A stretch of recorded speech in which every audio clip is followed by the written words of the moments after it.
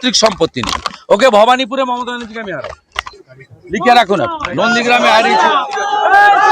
যাদেরকে গ্রেফতার করেছিল তাদেরকে বেকসুর খালাস করলো আদালত, কোনো মানে তথ্য প্রমাণ না থাকার কারণে খোঁজ নেব আমি, কেন এটা হয়েছে, কি ব্যাপার, খোঁজ নেব। শুভেন্দুদা, অনিকেত মাহাতোকে যে বদলি করেছিল হাইকোর্ট, আজকে আবার তাকে রাজ্য সরকারকে বলেছে যে স্বাগত জানাবো। আমি জাজমেন্ট দেখেছি, স্বাগত জানাবো। লালগোলা তারানগর এলাকায় সেখানে ভয়াবহ গঙ্গা ভাঙন হচ্ছে বেশ কিছুদিন থেকে। গতকালকে 13 থেকে 14টা বাড়ি তলিয়ে গেছে এবং যেটা শাসক দলের পক্ষে বলা হচ্ছে যে কেন্দ্র সরকার মমতা ব্যানার্জি দায়ী। কাগজ আছে আমার কাছে কাগজ আছে। 2018 সালে ভারত সরকারের ইনল্যান্ড ওয়াটারওয়েজ অথরিটি এবং পশ্চিমবঙ্গ সরকারের ইরিগেশন দপ্তরের চুক্তি হয়েছিল।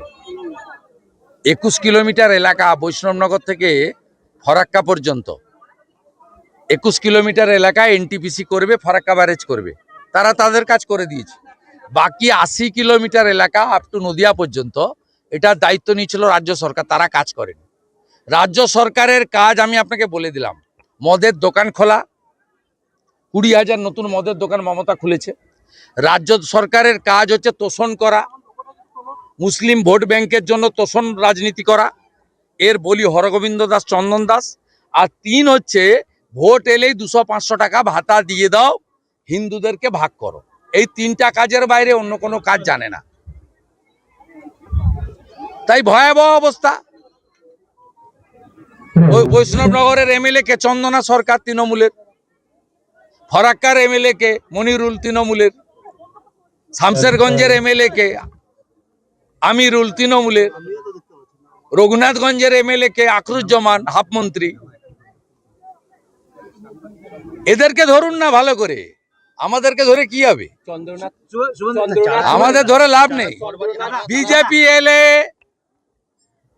ওপারে বাংলাদেশ যেমন বেঁধে দিয়েছে, আমরা এখানে বেঁধে দেবো পশ্চিমবঙ্গ সরকার। জল যন্ত্রণার অবস্থা হলো, বিদ্যুৎ নেই, সামগ্রিক যা পরিস্থিতি, কি বলবেন এই পরিস্থিতি? ওই তো একটা জীবনের দাম 2 লাখ টাকা ঘোষণা করে দিয়েছে। মুখ্যমন্ত্রী বলেছেন যে 2 লাখ টাকা রাজ্য সরকার। আমি ওর 2 লাখ টাকা নিতে না বলবো, আমি 2.5 লাখ টাকা করে দেবো। 5 লাখ টাকা বলেছে, যে সিএসসি কে বলেছে 5 ও বলেছে সঞ্জীব গোয়েঙ্কা বা সিএসসি তো ঘোষণা করেনি। এটা কখনো হয় নাকি?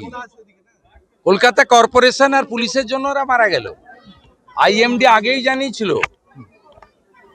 এই মুখ্যমন্ত্রী 2 লাখ টাকা নিতে না বলবো, আমি 2.5 লাখ টাকা করে দেবো। বারাসাতে টেট বিক্ষোভ নিয়োগের দাবিতে বিক্ষোভের মুখে আটকে গেলেন সাংসদ সৌগত রায় ও নির্মল ঘোষ। বারাসাতে টেট যারা চাকরি প্রার্থী তারা বিক্ষোভ দেখিয়েছে, বিক্ষোভের মুখে যেমন কর্ম তেমন ফল,